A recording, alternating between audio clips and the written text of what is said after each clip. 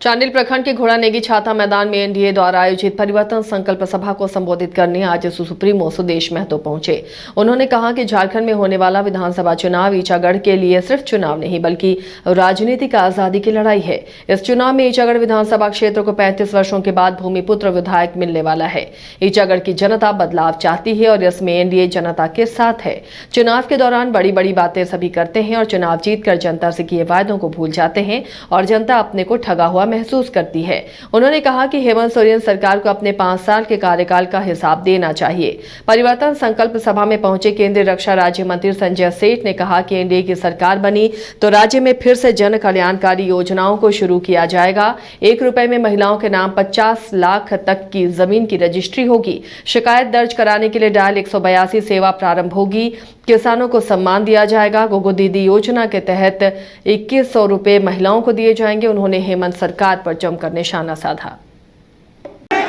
नरेंद्र मोदी जिंदाबाद, जिंदाबाद, जिंदाबाद। नरेंद्र मोदी जिंदाबाद, जिंदाबाद, जिंदाबाद। सुदेश कुमार महतो जिंदाबाद, जिंदाबाद, जिंदाबाद। हरलाल महतो जिंदाबाद, जिंदाबाद, जिंदाबाद। भाजपा आजसू गठबंधन जिंदाबाद, जिंदाबाद, जिंदाबाद।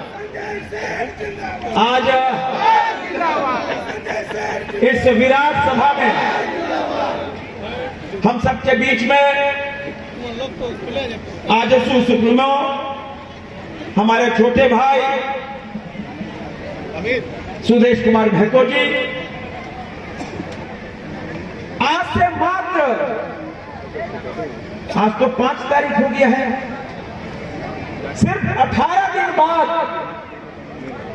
विधायक बनने जा रहे हैं ऐसे हरेलाल महतो जी।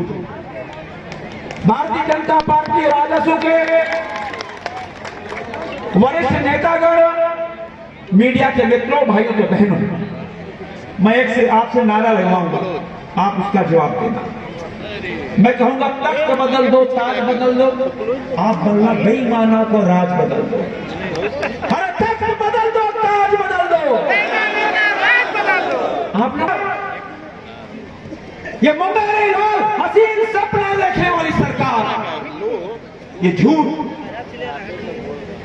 और ये झूठी सरकार, झूठे वायदे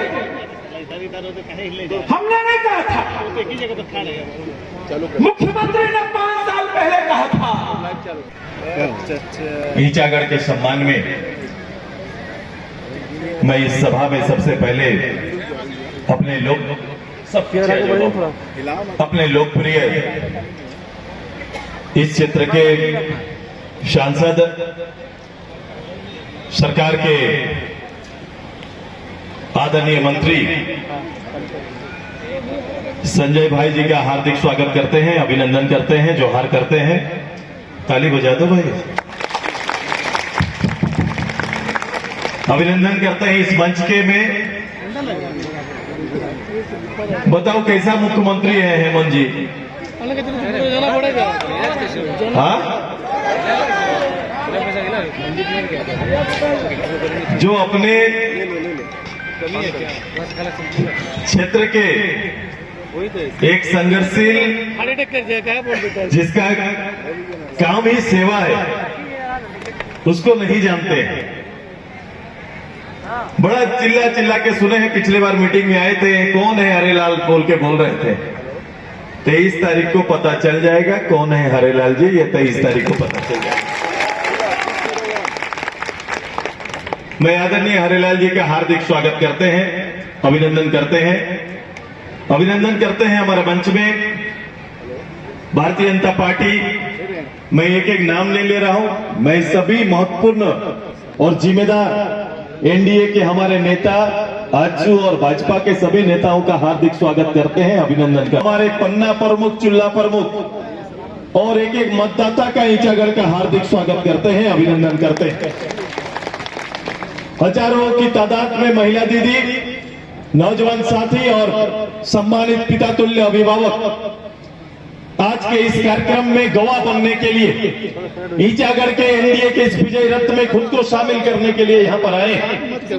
मैं अपने इस क्षण को कलमबद्ध रूप से तैयार करने और अपने विजुअल मीडिया से कैद करने वाले मीडिया के सभी साथियों का भी बहुत बहुत अभिनंदन और स्वागत करते हैं।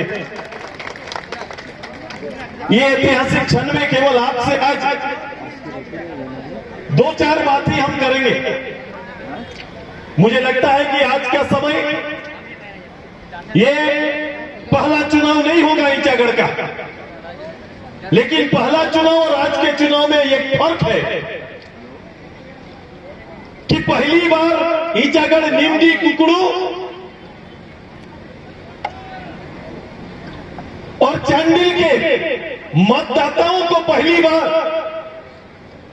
अपना घर का बेटा मिलने वाला है। इस बात का खुशी है सभी। मैं किसी से भी बात कर रहा हूं, पॉलिटिकल कोई भी, आप मेरे पार्टी के हैं, समर्थक हैं तो आप बोलेंगे, लेकिन एक आम मतदाता के बीच में जाओ, वो कह रहे हैं कि पहली बार ईचागढ़ को भूमिपुत्र मिलने वाला है, इसकी तैयारी हम सब मिलकर कर रहे हैं।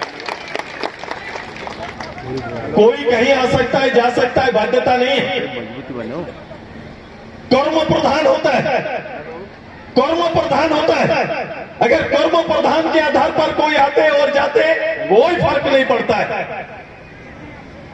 ले रहा है। लेकिन झारखंड मुक्ति मोर्चा का